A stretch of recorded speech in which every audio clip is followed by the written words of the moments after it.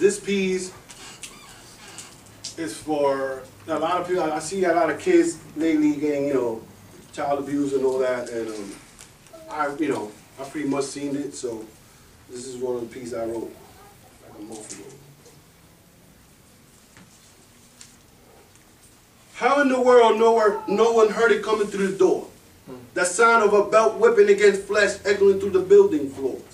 What's happening inside the house should have some remorse. And unfortunately, this piece have none. A 4-year-old who should be having fun is now a victim of child abuse. The whole household is going through a transformation of fear. But it's clear that the anger of the stepfather is all part of the inhaling drugs that has his mind in the fog. Yet it's still not an excuse of the beating he continues to give to this child.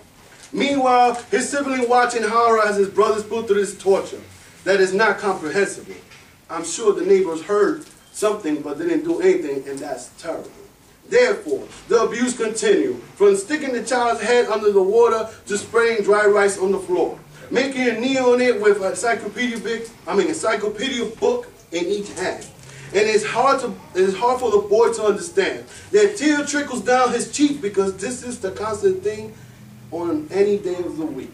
Kneeling straight up, he feels the dry rice cut through his skin, while this drug fiend laughs while the child's doing a balancing act with the books.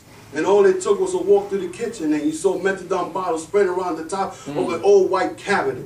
While this was happening, the mother could have stopped this but ignored it. Was she scared of him, that she could not have controlled it, allowing the child to be traumatized and scarred for life?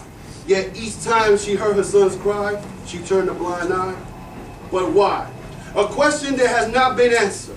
Put away in the darkest part of the closet that if you look for it today, you can't find it. You can no longer hide it. Because despite not getting explanation, there's no question and no doubt that the screams and the shouts that went on in that house was bad enough for someone to come out dead. And instead, that child stands in front of you in this stage with the mic in his hand. Thank you.